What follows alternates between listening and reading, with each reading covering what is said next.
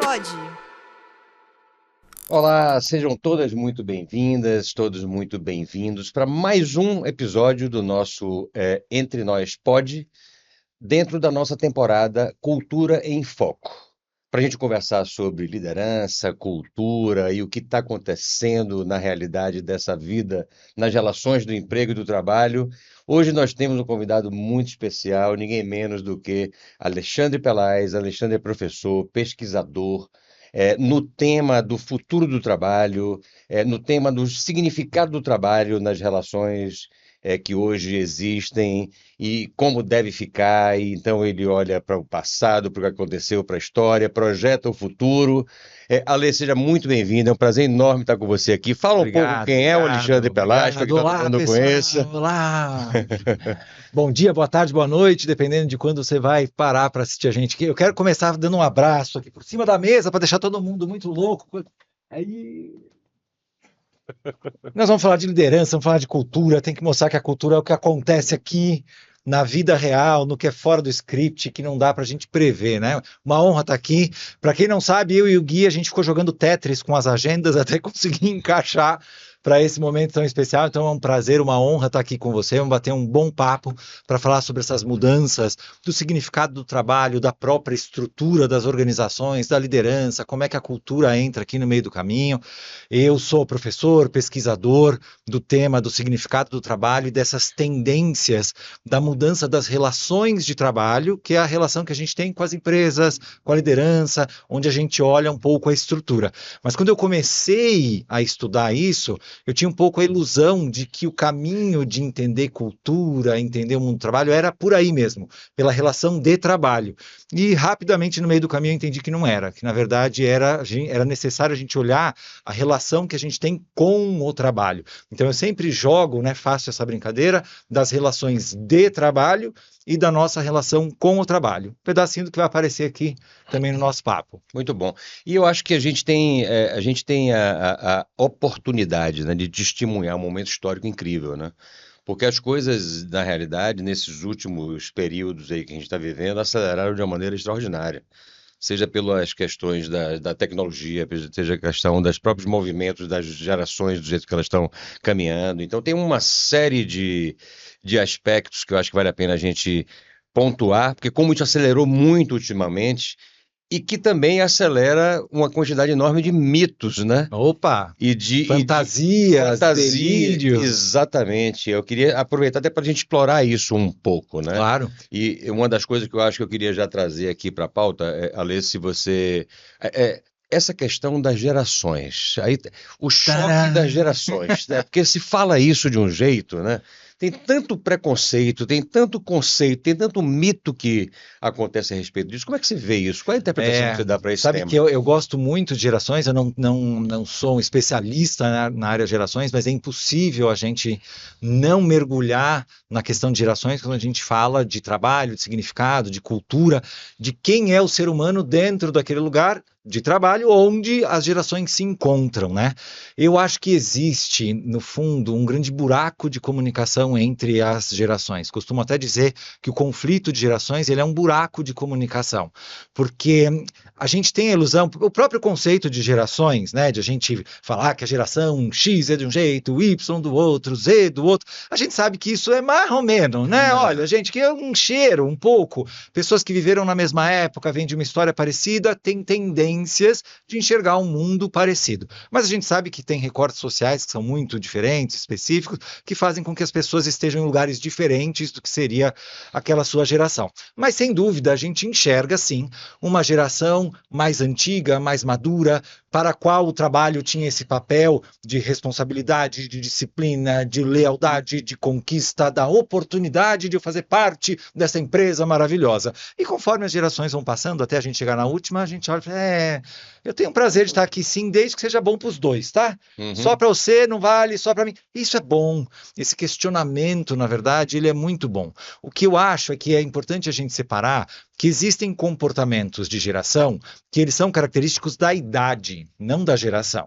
Então é claro que nós todos, todas que estão assistindo aqui, quando éramos mais jovens, a gente questionava mais a autoridade, a gente questionava mais o status quo. Isso é uma característica da idade humana dentro daquele momento da juventude, do explorar limites, onde a gente tem uma força diferente.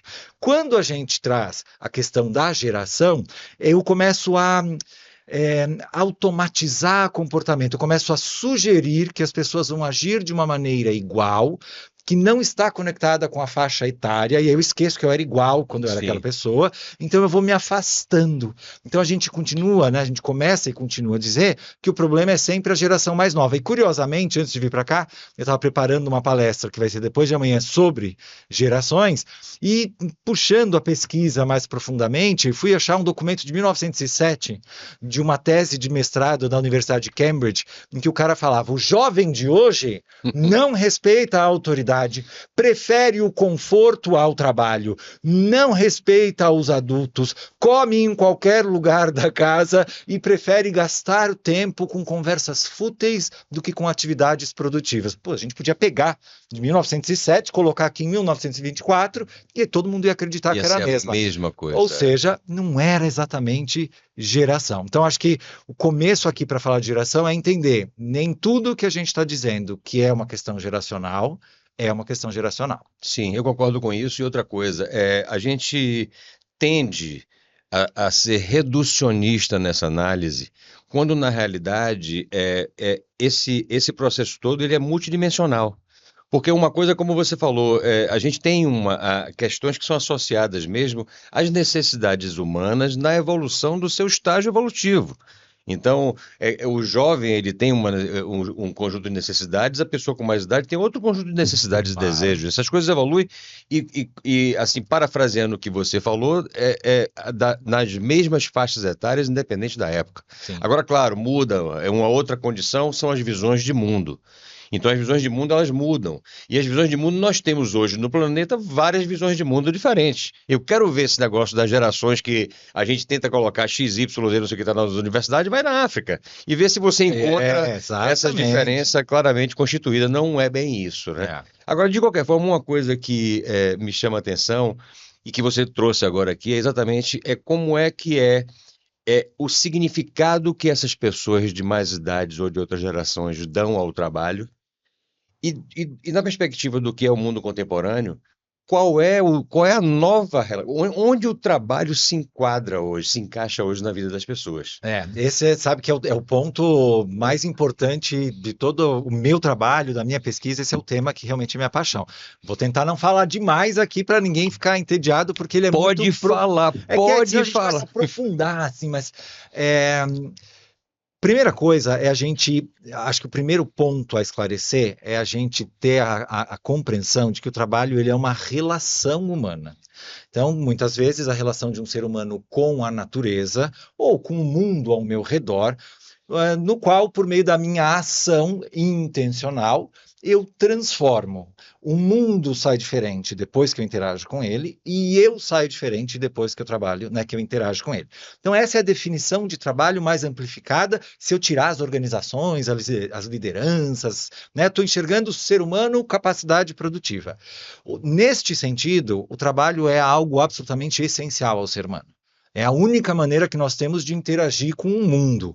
Em algum momento das nossas vidas, a gente contempla o mundo. Normalmente, quando você é bebê, até 2 anos e tal. Depois, tem um gatilho em você que fala, sabe esse mundo que você está contemplando? Vai lá e bagunça. Você pode interagir. Que é a fase em que uma criança de 2 anos, 2 anos e meio começa a bagunçar a casa inteira, sua vida vira um inferno, porque primeiro ela mexe nos objetos da mesinha de centro, depois ela empilha 2 banquinhos e mexe na segunda prateleira, um dia você chega, ela está lá no 5º cubículo da cozinha, atrás do achocolatado. É natural a gente usar a interação com o mundo por meio da ação como uma forma de expressão e uma forma de enxergar o mundo depois de mim. Eu acho isso mágico. O ser humano é o único ser, até que a gente consiga provar o contrário, que consegue prever um futuro possível dentre os vários que você vai selecionar e decidir, sim ou não, se colocar num campo de ação para transformar o mundo. Acho mágico, acho um superpoder. Você fala, existe uma história acontecendo aqui. Espera o que vai ser depois de mim. Pô, é maravilhoso acontecer isso. Mas, durante a estrutura, e agora levando para a parte do trabalho formalizado, o trabalho profissional, o que a gente enxerga é que, inicialmente, o ser humano trabalhava por causa do seu sustento. Então, você vai, mata um bichinho ali, planta, come, pega água limpa, pesca, faz, né, constrói abrigo. Então, o trabalho tinha um único papel de sustento. Eu uso minha energia para poder me sustentar. Base mais simples da natureza humana. Em algum momento da história da humanidade, a gente começa a se especializar. Então, o Alê vira especialista em conseguir pegar água limpa, o Gui vira especialista em conseguir criar a estrutura de casas e de proteção. Produzir E aí, frutos e alimentos. produz frutos, outra pessoa vai criar gado, a gente vai começar a se especializar em atividades que são de interesse comum, e aí eu vou ter que trocar com você e negociar o meu trabalho com o seu. E aí, neste momento, antes, quem falava se o meu trabalho era importante ou não era eu, porque era o meu próprio sustento. Vou andar 20 quilômetros para comer uma manga ou não? Puta, hoje eu tô afim de manga. Vou andar 20 quilômetros. Aí, na verdade, hoje eu queria comer peixe, mas eu só tenho manga. Quem tem peixe é o Gui. E aí o Gui vem e fala assim, um peixe custa 20 manga. Eu falo, pô, mano, tá muito caro isso. Quem fala quanto vale o meu trabalho agora é você. Aí tem um descolamento importante. Claro, depois a gente inventa o dinheiro, e aí isso tudo fica muito mais automatizado e vai se distanciando da gente a qualidade do sustento, do benefício, do resultado do meu trabalho imediato, vai ficando cada vez mais distante. Então, o meu significado do trabalho foi indo embora, embora.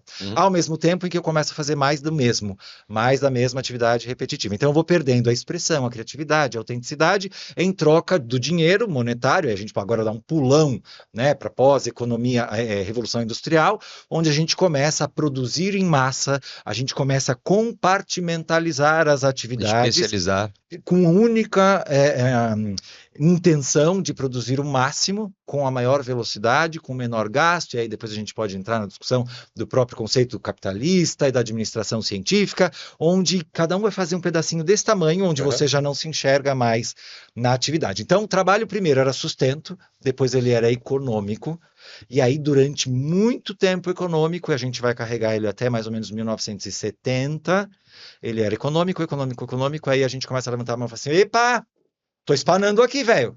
Pelo amor de Deus, não pode ser só isso aqui, não. Precisa ter mais. Vocês estão lembrando que quem faz isso aqui é gente? E gente, se ela tem que apertar o parafuso a 15 graus e só faz isso, ela começa a ficar louca, porque ela precisa minimamente se expressar dentro daquele lugar. Então o trabalho vai perdendo o seu significado ao mesmo tempo em que a gente toma consciência de que tem alguém ganhando aqui, mais do que a gente. Então começa a ter um custo psicológico para a gente de enxergar esse mundo do trabalho. E é aí que surge a terceira fase do mundo do trabalho, que é o trabalho significado. Eu quero saber por que eu faço tudo isso que eu faço aqui. Claro que isso aqui é uma simplificação exagerada do modelo, mas quando a gente olha as últimas 3 décadas, então se a gente pega a partir de 1990 em diante, aí entra com força total a discussão de propósito, de conexão, do trabalho como uma forma de desenvolvimento humano, e tudo isso é muito novo para a gente, porque a gente foi educado para trabalhar com disciplina, com obediência. Na hora que eu vou abrindo esse espaço, eu não sei, e hoje a gente ainda não sabe, produzir com a mesma qualidade, com a mesma... com o mesmo volume que eu fazia antes. Então, se a comparação vai para esse lugar de métricas de produtividade, eu perco hoje, se eu só olhar essa construção de significado. Mas se eu olhar na criatividade, na inovação, na satisfação das pessoas, se eu faço o uso de métricas mais ricas e mais humanas, aí eu vejo que, de fato, a gente está indo para um lugar melhor. Então, tudo isso falei que ia falar muito, né? Falei mesmo. Tudo isso para dizer uma delícia ouvir tudo que isso. o trabalho vem desse lugar de ser puro sustento, que é uma base muito animal do homem, né? Muito pouco ligada a conexões de mais alta complexidade, e agora ele começa a ir para esse lugar de complexidade. E complexidade significa falar qual é a marca que eu deixo em você pelo trabalho que eu faço. Isso. E ela não vem por causa do trabalho que eu faço como o quê? Ele vem por causa do como. Isso. E o como, eu não quero que ninguém me diga como, eu vou decidir como. Mas agora eu tenho um novo peso, porque se eu enxergo o outro indivíduo, eu tenho uma nova responsabilidade. Será que eu queria ter? Será que eu sei que quando eu pedi liberdade para poder fazer do meu jeito, eu sabia que eu ia ganhar essa responsabilidade adicional, Uhum. né, de lidar com o impacto que eu tenho sobre as pessoas, que eu acho maravilhoso. Essa é a autonomia das interações humanas, a base da psicologia social. Saber quais são os meus gatilhos cognitivos que acontecem quando a gente está aqui. Nunca estudamos isso, nunca falamos sobre isso.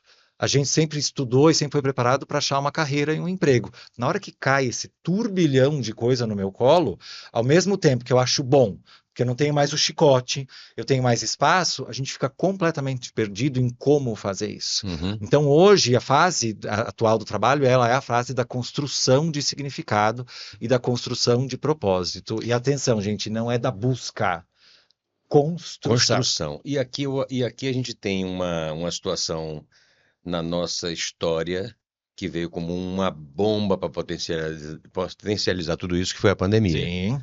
Porque a partir do momento, quer dizer, no meio de tudo isso que você falou, nós tivemos a oportunidade de uma introspecção, nós tivemos a oportunidade de ver a finitude passar ao nosso lado, Uhum. para a gente parar de dizer o seguinte, caramba, eu me lembro que uma amiga minha falou assim, porra, Gui, eu em casa, como é que a gente chamava mesmo? Não era home office? Ah, no Como é que se chama? Isolado, em confinamento. confinamento e tal. Eu, de repente, descobri que eu conseguiria viver tranquilamente sem os meus 50 pares de sapato. Isso deixou de ter o significado da relevância que tinha, a partir do momento também que eu comecei a ver como era bom também eu estar mais próximo das pessoas mais próximas minhas, valorizando a importância de viver aquele momento ali, sem saber se poderia viver por mais muito tempo, porque a finitude se aproximava ali do lado. Uhum. Então, quer dizer, eu passei a dar valor para coisas muito relevantes que antes eu deixava no segundo plano, tomado, todas as minhas energias vitais tomadas pela minha relação com o trabalho. Então eu passei a dizer, peraí, outra coisa, já não preciso mais ir para o escritório. Então, quer dizer, esse negócio deu uma desarrumada, deu uma desorganizada, e assim como o Richard Barrett fala, que eu acho bem legal, que ele diz o seguinte, o propósito fundamental de tudo é manter a estabilidade externa, o equilíbrio interno à estabilidade externa. Então, esse processo, quer dizer, e na história que você tem da evolução das espécies, a partir de uma desestabilidade, você vai procurar um novo patamar de equilíbrio, né? Que quem consegue se equilibrar nesse novo patamar, as espécies que se equilibraram, prosperaram, as outras foram extintas. Sim, Então, esse desarrumar é um desarrumar que a gente dá um salto evolutivo, que é o que eu sim. acho que aconteceu e vem acontecendo É. nesse processo E, todo, e- né? e acho que a pandemia ela foi um marco muito importante na vida humana, e temo dizer que ela foi muito mal aproveitado, porque a gente, na verdade, foi exposto nessa situação, como você fala, eu comecei a descobrir coisas de como eu me sentia dentro de casa e tal, e quando a pandemia acabou, né, quando a gente volta para o mundo mais tradicional, tem muita gente que foi recorrer ao conforto de repetir o mundo antigo, e cada vez mais, né? Então hoje a gente está aqui gravando o segundo semestre de 2024, onde as empresas estão batendo recorde de chamar as pessoas para voltar aos escritórios no modelo presencial como uma exigência. Uhum, Ah, por quê? Porque as pessoas estão produzindo menos do que elas produziam em home office durante a pandemia. Pô, mas é claro, elas estavam num momento de guerra, de crise, elas não tinham uhum. nada para fazer. Você tinha uma pessoa que trabalhou durante 30 anos no escritório, que colou na sua identidade que o valor que ela tinha no mundo, não era só para a família, era para o mundo, é o meu trabalho produtivo. E quando eu estou em confinamento na minha casa, no meu trabalho produtivo, e eu vejo meu filho, estão colocando na minha frente uma questão maravilhosa da vida humana. Qual é o seu melhor trabalho? Seu trabalho profissional ou ser pai? O seu pai é. Eu não sei lidar com isso, cadê a mãe? Vem pegar essa criança daqui que ela está me fazendo pensar em algo que eu não quero pensar. E aí a gente foi tirando um pouco. Por isso é muito claro você enxergar que teve, durante a pandemia, né, o homem office e a mulher office. Foram duas experiências diferentes. O homem se fechou num quarto, tentou o máximo possível manter as características do seu trabalho profissional, e a mulher estava se virando nos 30. Claro, há diferenças, isso é uma ultra generalização, Aham. mas a gente foi exposto a, a, a essa reviravolta, né, esse turbilhão, e muita gente não aproveitou, mas não aproveita, às vezes, no discurso, porque é uma nova construção discursiva, mas às vezes aproveita no sentimento, existe o incômodo. Então a gente sabe, sim, que muita gente mudou as suas práticas, principalmente nesse sentido da masculinidade e da feminilidade como imposição de gênero, né? Então os pais passaram a participar um pouco mais, a gente viu uma movimentação, uma ampliação de quem a gente é por meio do trabalho que transcende, né, o trabalho profissional, porque a gente não lembrava que limpar banheiro é trabalho, né, que fazer compras é trabalho, cuidar dos pais é trabalho, cuidar da própria saúde, fazendo ginástica na sala é trabalho. Tudo isso era marginal ao trabalho profissional. E a pandemia fez com que a gente fosse colocando tudo para dentro de uma grande bola que deveria ser o trabalho da vida, ou o trabalho de vida. E é esse que a gente hoje tem que olhar e tomar decisões a respeito. É verdade. Agora, uma coisa que eu tenho observado, Ale, eu queria lhe ouvir a respeito disso, que é o seguinte, porque na realidade, quando a gente observa, e sim, nós temos recorde de empresas chamando de volta para o presencial. Mas nós temos muitas empresas que passaram a assumir, como é o caso nosso mesmo na Crescimento, hoje não dá para trabalhar todo mundo dentro da Crescimento, mesmo que a gente não tem lugar para todo mundo. Então a gente assume uma prática lá regular de tem 2 dias por semana, 1 ou 2 dias por semana, e com total liberdade. É o jeito que a gente trata. Conheço muitas outras empresas que buscaram essa maneira. De uma maneira geral, a liberdade e a autonomia de você ir e vir, lidar e organizar melhor seu tempo para o colaborador individual, ela foi um baita de um ganho. Quer dizer, o colaborador individual ele passou a assumir e considerar, e observo que o grande problema é na liderança. Quer dizer, a liderança passou a viver um problema novo que ela não tinha, que é como é que eu consigo gerenciar e liderar as pessoas estando longe das pessoas. Então, os índices maiores, os maiores problemas que a gente teve, que a gente percebeu então, muito forte de saúde das pessoas e tal, veio muito na liderança, se sentindo, caramba, o que é que eu faço agora? Como é que eu consigo liderar as pessoas nesse universo? Então, quem pede para voltar para as organizações, eu lhe dou. As pessoas que eu me relaciono, especialmente são pessoas de C-level, eu não conheço nenhum CEO que não queira que todo mundo próximo, porque ali ele está vendo todo mundo trabalhando. Sim. Entendeu? Então, quanto mais. A liderança sofreu muito mais, sofre muito mais com essa coisa do mundo virtual. Você concorda com isso? Ou é uma. Eu concordo, eu acho Eu não que tenho sim. uma pesquisa científica, mas empiricamente é o que eu percebo. Não, eu acho que sim, eu acho que se a gente pegar os dados da última pesquisa da FIA, né, da experiência das pessoas dentro da organização que chama FIEX, não vou errar as letrinhas, mas é isso, o índice da experiência dos empregados dentro do mercado, você vai ver isso, os líderes estão mais sobrecarregados do que a média das pessoas, e não é uma sobrecarga só operacional, é uma sobrecarga mental, né? Então, estão preocupados com esse movimento da produtividade e, sem dúvida, empiricamente, assim como você, eu vejo a liderança querendo trazer as pessoas de volta. Porém, eu tenho uma profunda empatia por essa demanda, porque eu sei de onde ela vem. Não quer dizer que eu concorde com ela existir, mas eu entendo de onde ela vem.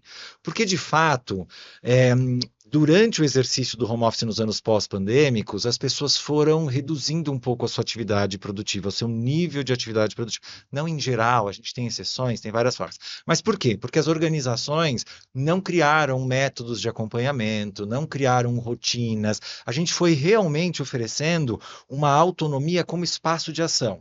Faz como você quiser. Trabalha de casa. Ele fala, mas eu nunca trabalhei de casa. Eu trabalhava mais aqui porque eu sabia que você ficava aqui bufando no meu cangote. Eu achava horrível, mas era assim que eu sabia. Na hora que eu ofereço demais esse espaço, as pessoas também ficam um pouco abandonadas. Mas eu fico abandonado sem pegar 2 horas, 3 horas de trânsito.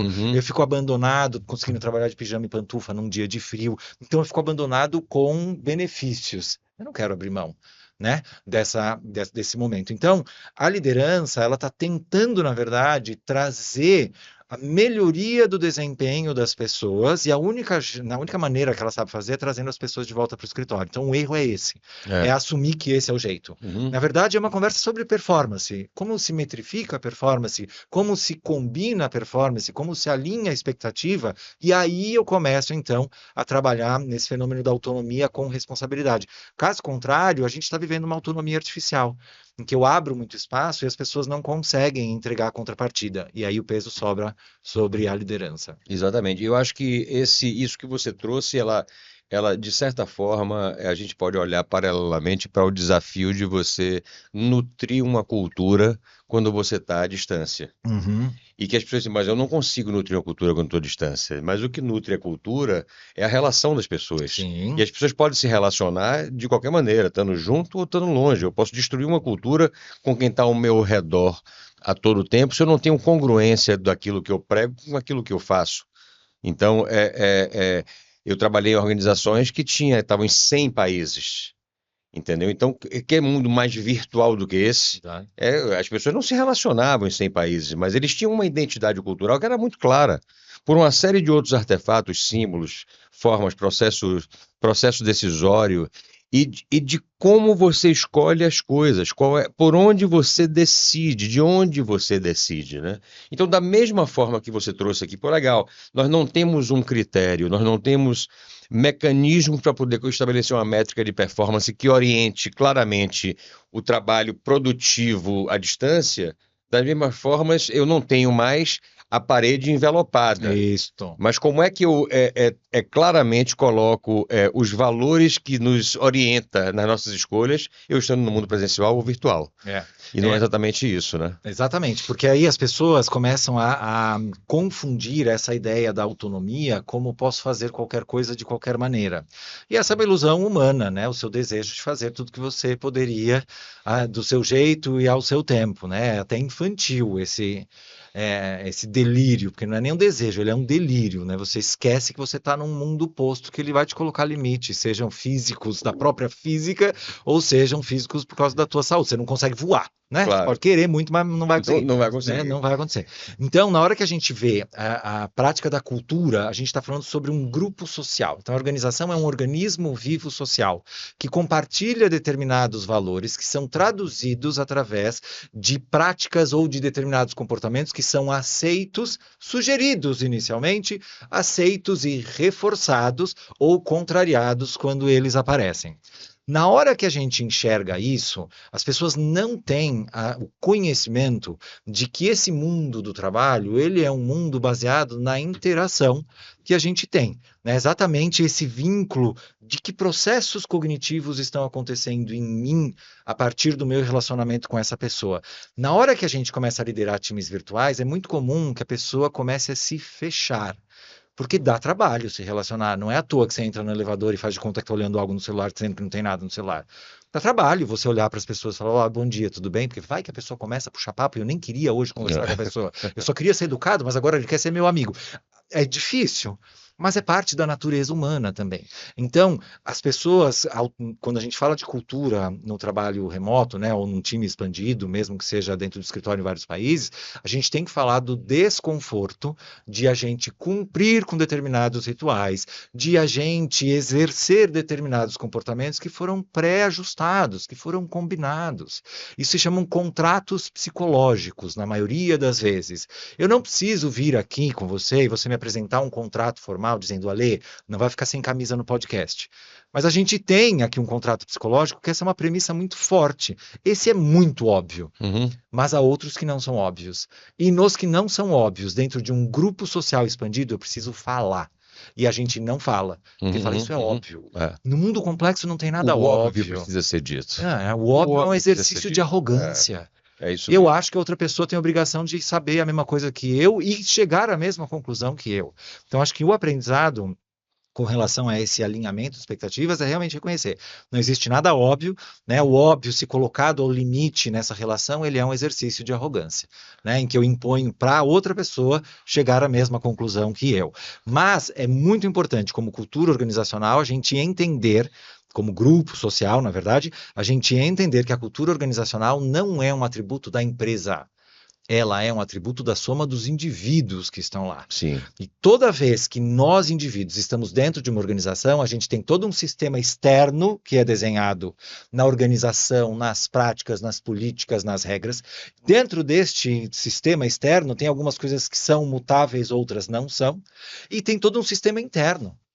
O sistema interno vem com a minha história, vem com as minhas crenças, vem com a minha personalidade. E na hora que eu junto esses dois, tem um espaço de intersecção que vai ter coisa que eu consigo mudar e coisa que eu não consigo mudar. Eu preciso me conhecer para poder interagir dentro desse lugar. Claro. E normalmente o que acontece é quando esses mundos colidem, eu falo que todo o problema desse mundo está no externo. O problema é da empresa, ele é da liderança. E aí eu acabo tirando a cultura da organização das minhas costas. E ela deveria estar nas suas costas, ela deveria estar nas suas mãos, ela deveria estar na sua mente, ela deveria estar no teu coração, Sim, porque claro. ela é a essência do relacionamento humano. Agora, o que acontece muitas vezes é que também ela é a essência do relacionamento humano, mas ela só se orienta para um lugar intencionalmente escolhido a partir de uma clareza também. Porque, tudo bem, eu tenho o meu mundo interno que ele funciona de determinada maneira, mas eu só consigo adaptar o meu mundo interno ou significar como eu vou hierarquizar as minhas motivações internas a partir de uma clareza do que se espera Sim, em termos de comportamento cultural. sim. Se eu não tiver isso com muita clareza, esse é o lugar onde a organização é quem deve orientar, né? Sem nenhuma dúvida, mas claro, para uma construção que é uma construção que vem do coletivo. E nesse aspecto, o que eu acho que é bem importante é porque, e é o que eu acredito, é o que a gente procura estabelecer, porque a cultura, na realidade, ela se estabelece a partir do diálogo. O que nutre uma cultura no dia a dia é uma força muito grande do diálogo, para que você consiga, gradativamente, a partir do diálogo, construir o que o que são os significados compartilhados. Então, isso é um exercício que precisa ser nutrido intencionalmente. Sim. E é um grande desafio, Ale. Eu venho trabalhando, sabe disso, a partir de gestão de cultura há muitos anos. São dezenas, centenas de projetos trabalhados. E o grande desafio é como é que você mantém intencionalmente. Olha, nós temos uma intenção de conduzir a nossa cultura para que ela passe a ser de uma determinada maneira. Como é que eu consigo manter isso? Porque fazer uma escolha do que eu quero é fácil, mas manter isso nessa trajetória é desafiador. É muito desafiador porque a gente entra muito no piloto automático no mundo do trabalho. Na verdade, a gente entra no piloto automático em tudo que a gente faz. E o piloto automático, no caso das organizações, são todas aquelas tarefas que são relacionadas à execução estratégica, à execução do negócio, à execução operacional. Isso entra no piloto automático porque é o que essa é a nossa área de conforto, essa é a nossa zona de conforto, né? E que talvez não seja nem de todo ruim. Haverá um pedaço da tua atividade que você realmente não precisa ficar processando e pensando no detalhe. Mas na hora que a gente vê o relacionamento humano e essa discussão da construção da cultura, ela demanda de fato essa intencionalidade, né? E intencionalidade talvez seja uma das palavras principais que a gente vai escutar nos próximos anos, porque ela cria, né?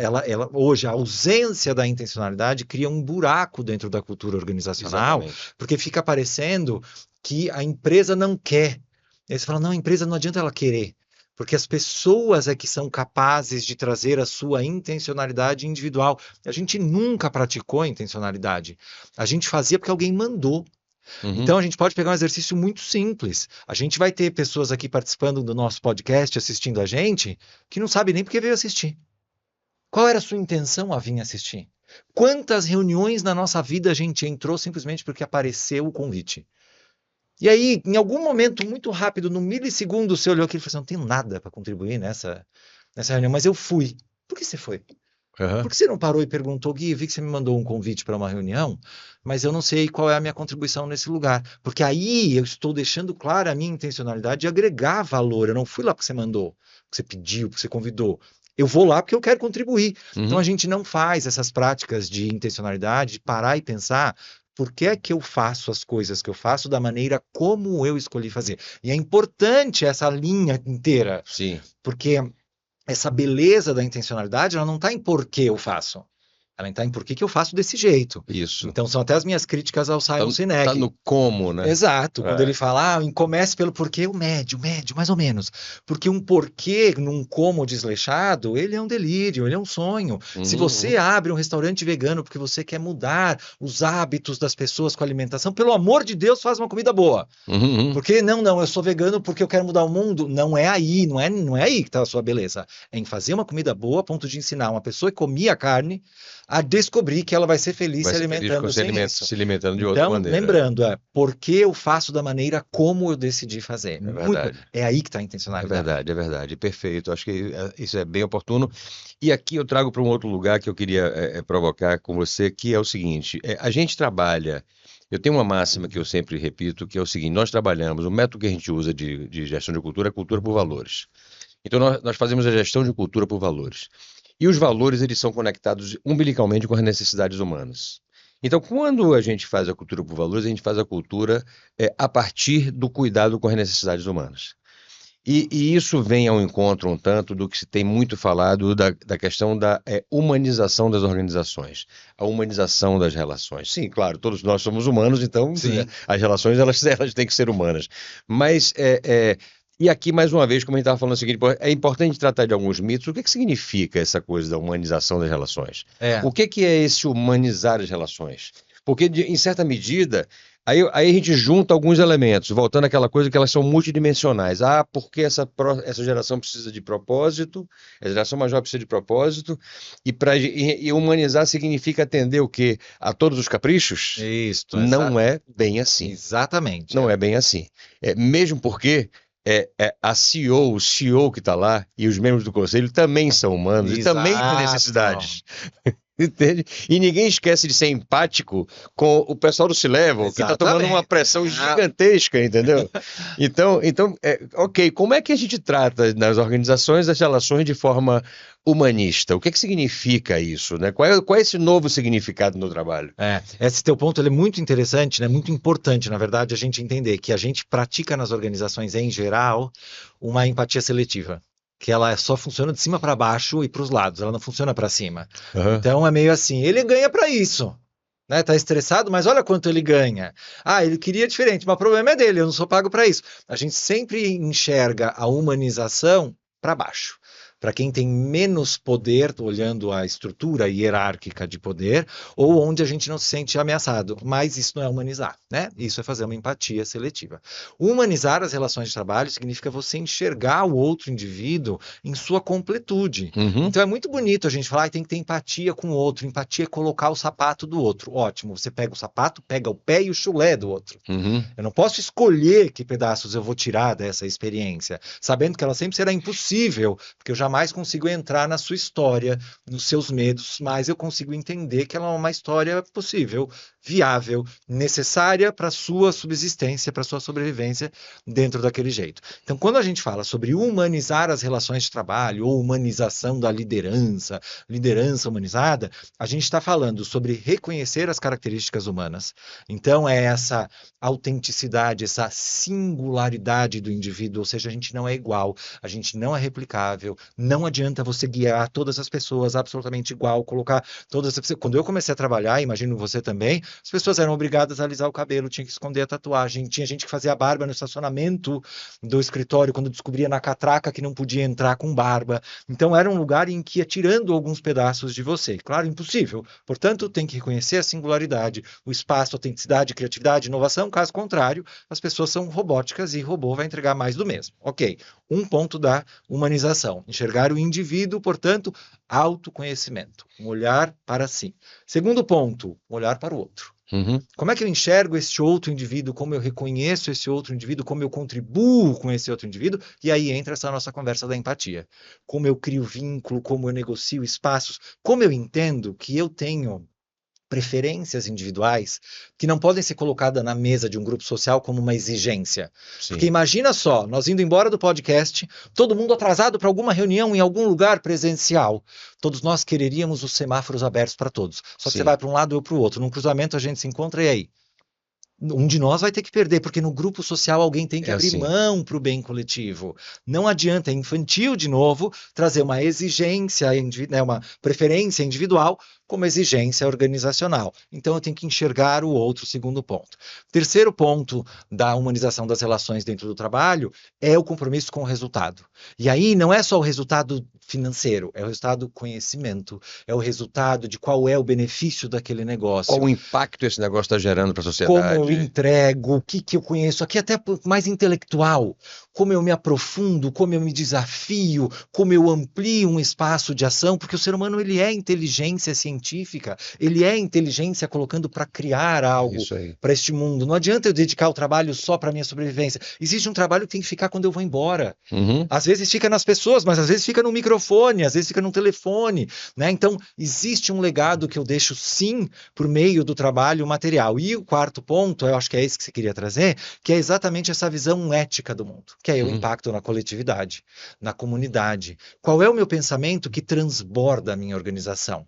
Onde eu sei que o meu compromisso social como empresa não é pintar a parede de creche, é criar melhores cidadãos que transbordam para a sociedade, transformando a sociedade. E aí eu tenho que tomar decisões éticas, e eu sei, você sabe, na grande parte das vezes, decisões éticas trazem menos resultado do que a não ética.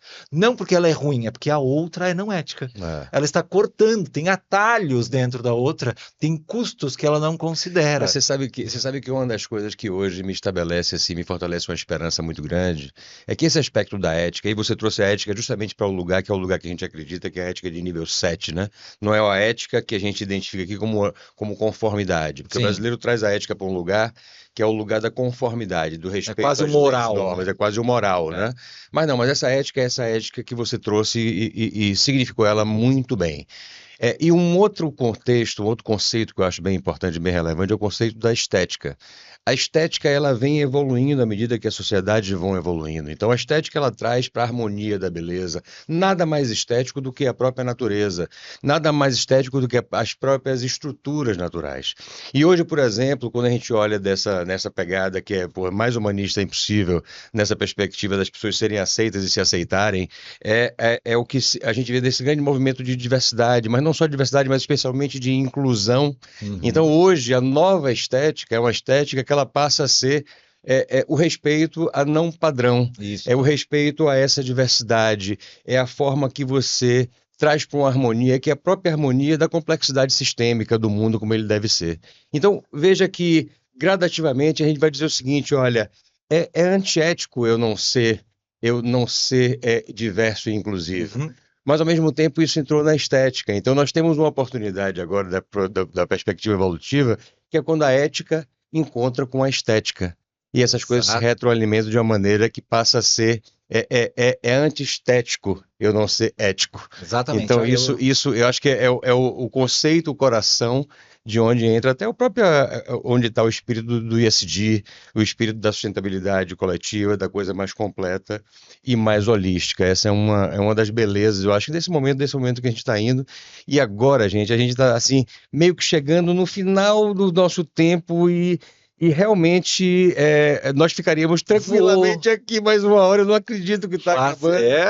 E aí eu queria ouvir aqui uma última fala sua, aí para você fechar essa nossa conversa do jeito que você quiser, para a gente tentar assim coroar essa conversa maravilhosa com qualquer mensagem que você queira passar para esse nosso público. Bom, primeiro quero agradecer você pelo seu trabalho, né? Eu tenho essa visão muito clara de que o trabalho ele é um formador da nossa identidade, do nosso senso de utilidade também, né? Dos dois, identidade e utilidade. E às vezes a gente não reconhece o trabalho das outras pessoas. Então é importante enxergar as pessoas em todo o ambiente de trabalho, né? Vocês estão assistindo a gente aqui, tem gente trabalhando aqui pelos cantos, fazendo isso acontecer. Então obrigado a todas as pessoas aqui pelo trabalho.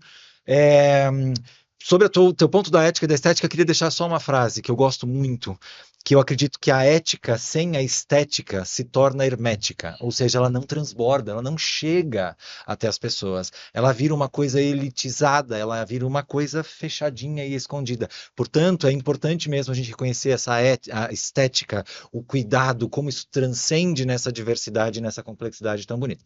Bom, como despedida aqui, eu deixo aqui o desafio, o convite, para que a gente possa reavaliar as nossas relações de trabalho, entendendo com muita clareza que existe uma diferença entre trabalho e emprego. Emprego, a sua relação com o seu empregador, uma liderança hierárquica, um trabalho em troca de uma contrapartida financeira. Trabalho, a sua relação com o mundo, por meio de uma ação intencional que você projeta e sabe que pode existir um mundo diferente depois da sua interação.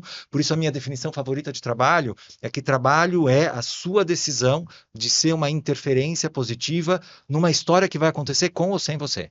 Porque ela vai acontecer com ou sem você. Não se iluda. A coisa mais importante das empresas são as pessoas, mais ou menos. Você tem a oportunidade de usar o teu emprego como uma plataforma de desenvolvimento para o seu trabalho. Não desperdice, não tem nada de positividade tóxica na fala, não tem nada de ignorar os problemas. Tem o convite para a gente olhar com estratégia, como seres humanos maduros, autônomos, caminhos de como eu coloco quem eu sou no mundo, para eu poder olhar essa minha impressão por meio da ação e olhar mesmo essa impressão e falar: eu adorei, é isso, eu sou essa pessoa. Muito bom, muito bom. Ale, muito obrigado. Adorei essa Obrigado conversa com você. você. Muito obrigado por ter vindo compartilhar toda essa sua história, todo esse seu conhecimento, tudo que você provoca. São provocações bem ricas, bem importantes para a gente refletir. Eu espero que todos vocês tenham aproveitado bem para as suas reflexões. Acho que leva essas mensagens, leva essas provocações. E aguarde as próximas edições. Ainda temos mais alguns capítulos dessa nossa temporada de Cultura em Foco do Entre Nós Pode. Nos vemos na próxima.